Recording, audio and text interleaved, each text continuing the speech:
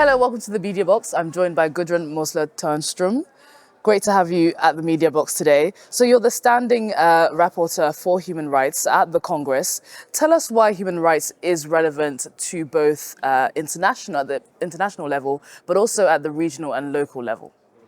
Yeah, the international level is very well known by most of the people because when we talk or discuss about human rights, we think of international institutions as the UN, the UNESCO, the Fundamental Rights Agency. We discuss about the Charter of Fundamental Rights of the European Union, and judgments are put down or handled down to the national level. And international treaties, human rights treaties, are signed by the national level. So therefore, we often think of the national level.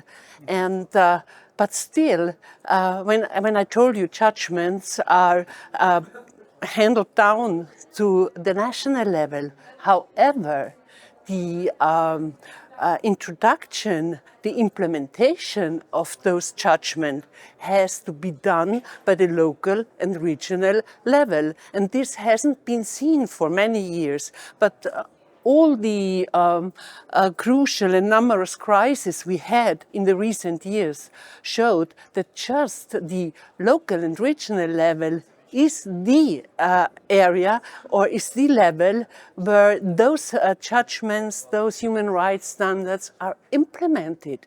And they are mainly confronted with those judgments. So therefore, we see now how important it is that we handle this question very strongly and very intensively at the local and regional level. Well, can you speak more to that? Explain to us why is it important that local and regional authorities, as well as the Congress, in a wider view, why is it important that all those bodies be involved in protecting and promoting human rights? Because, as I already told you, we are the ones where people come to when they claim their rights. And we are many.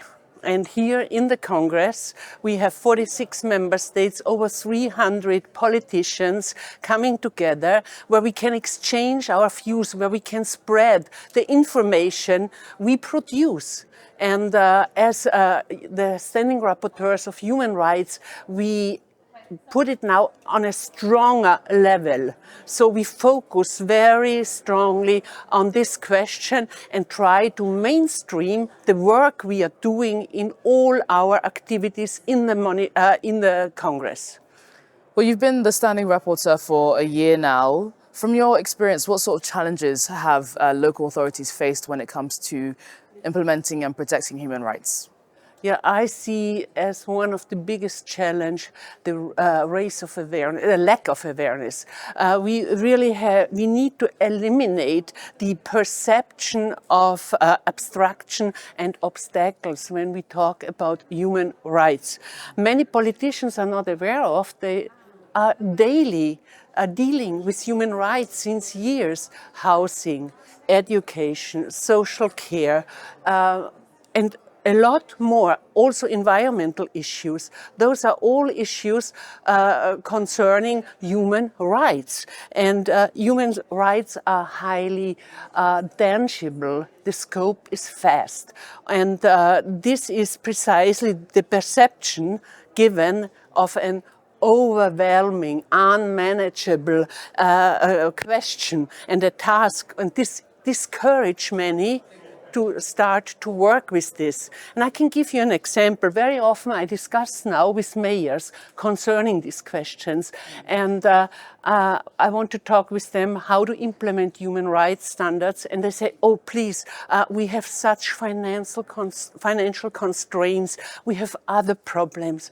But I tell them the opposite is true. When you think about, if you cannot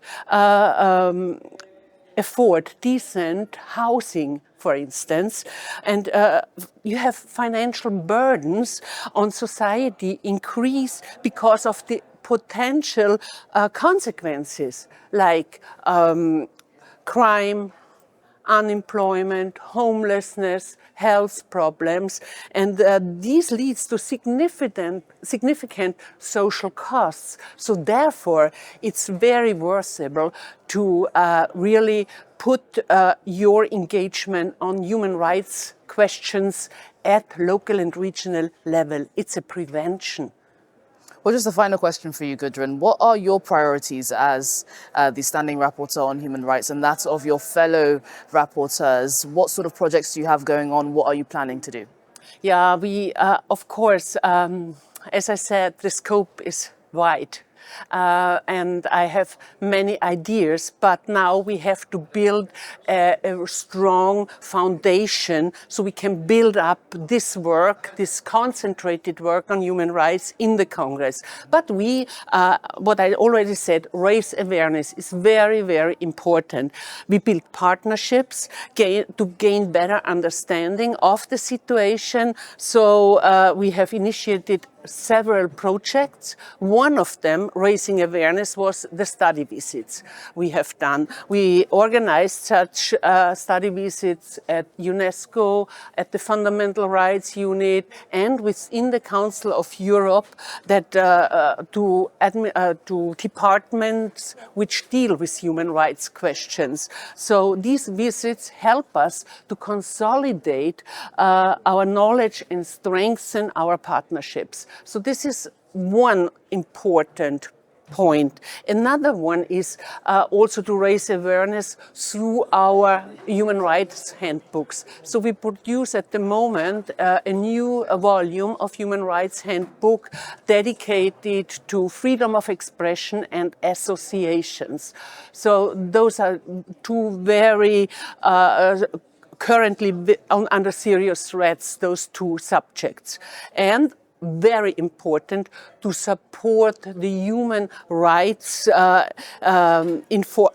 judgment, the enforcement of human rights judgments, and issued by the Court of Human Rights, and their implementation often fall into the responsibility of the local and regional level. So here I can also give you a practical example. We have started a pilot mediation project in Bulgaria, focusing on a group of cases concerning access to adequate housing for Roma communities negatively affected by eviction processes.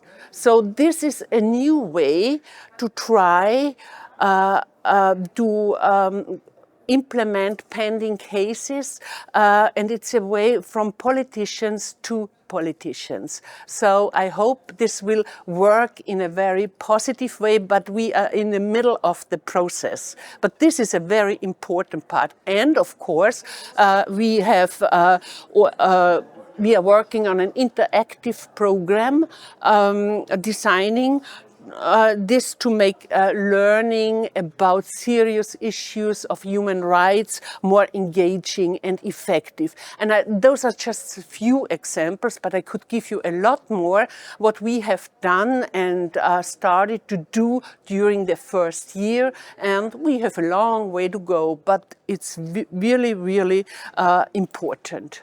Well, good luck with all your projects. Gudrun, great to have you at the Mediabox today. Thank you very much.